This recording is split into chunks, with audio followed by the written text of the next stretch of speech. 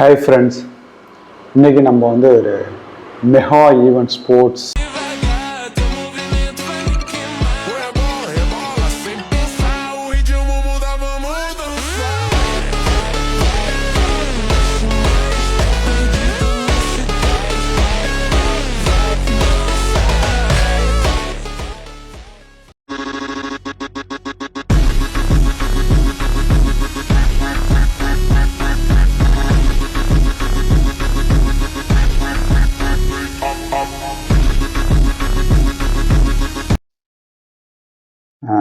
நடந்துகிட்டு இருக்க FIFA world cup 2026.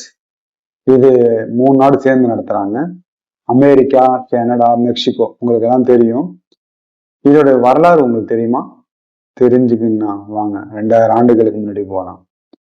சைனாவில் குஜின்னு ஒரு கேம் வந்து அப்போ அங்கே விளையாண்டுட்டு இருந்திருக்காங்க.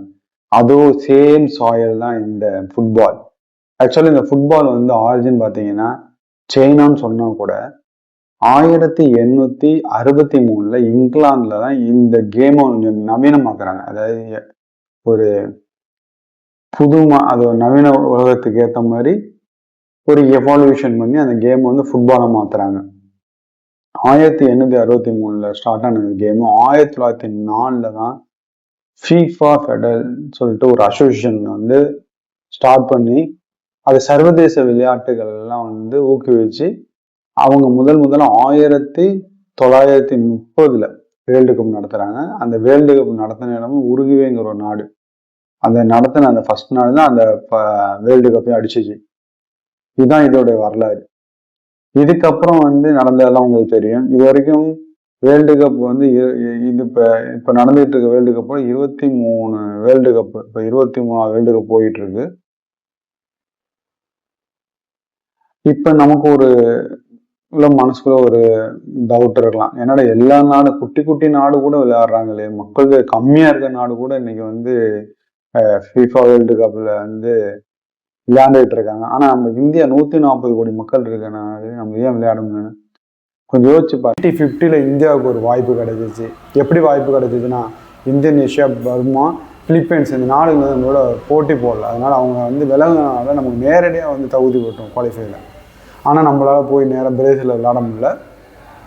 இதற்கு காரணம் வந்து நிதி பற்றாக்குறைன்னு சொல்கிறாங்க. அப்போ உள்ள காலகட்டத்தில் ஒலிம்பிக்கு முக்கியத்துவம் கொடுத்துச்சு இந்தியா. அதுதான் இப்போட வரலாறு. மற்றபடி தெரியல. அந்த போட்டியில் கலந்துக்கிட்டால் இப்போ இந்தியா வந்து விளையாட வாய்ப்பு இருந்திருக்கலாம். அந்த இதை நம்ம நழுவ விட்டாச்சு. இனிமேலாவது வருங்கால போட்டியில் வந்து கலந்துக்கணும். அதுக்கு வந்து வீரர்களை தயார்படுத்தணும். மனசில் ஒரு கேள்வி எழலாம், ஏன் அப்போ விளையாட முடியல? ஆனால் இப்போ நம்ம நாடு ஓரளவுக்கு ஃபினான்ஷியலாக நல்லா டெவலப் ஆகிருக்கு. ஆனால் ஒன்று மட்டும் புரியுது உங்களுக்கு எல்லாருமே தெரியும், நம்ம நாடு வந்து எந்த கேமுக்கு இம்பார்ட்டன்ட் கொடுக்குறாங்க. நம்ம குழந்தை முதல் சின்ன குழந்தைலேருந்து பெரியவங்க வரையும் இம்பார்ட்டன்ட் கொடுக்குறது கிரிக்கெட்டுக்கு தான். நம்ம எப்போ 1983 வந்து வேர்ல்டு கப் அடித்தோமோ அன்னையிலேருந்து இப்போதைக்கு நம்ம கிரிக்கெட் மோகத்துக்குள்ளே போயிட்டோம். நம்ம ஜெனரேஷன் ஃபுல்லாகவே வந்து கிரிக்கெட்லேயே ஒரு ஆர்வம். இந்தியா மக்கள் 140 கோடியில் கிட்டத்தட்ட ஒரு 80-90% வந்து கிரிக்கெட்டில் தான் ரொம்ப ஆர்வம், இன்ட்ரெஸ்ட் இருக்குது. அதுக்கு மக்கள் மேலேயும் குறை சொல்ல விரும்பலை.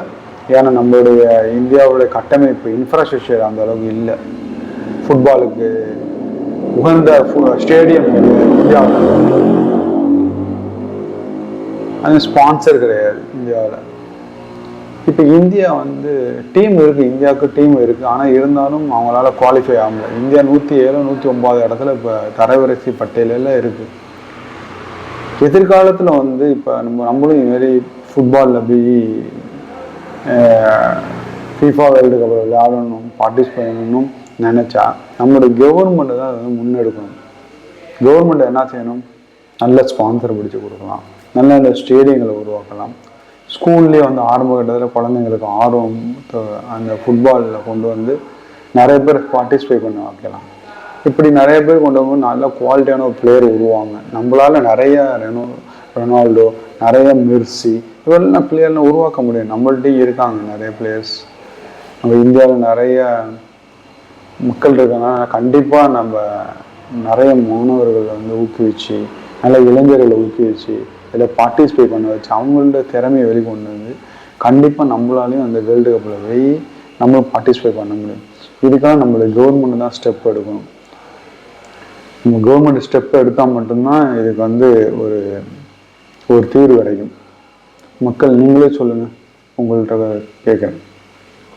இந்தியா பார்ட்டிசிபேட் பண்ணணும்னா இந்திய கவர்மெண்ட் என்ன பண்ணணும்? இல்லை இந்திய கவர்மெண்ட் நினச்சா மட்டும்தான் இதை சாத்தியப்படுத்த முடியுமா? பிஸ்னஸ்மேன் அம்பானி, ஆதானி இந்த மல்டி மில்லியனர்ஸ் நினச்சா நம்மளுடைய கனவை நிறைவேற்ற முடியுமா? நான் மக்கள் உங்கள்கிட்ட விட்டுடுறேன்.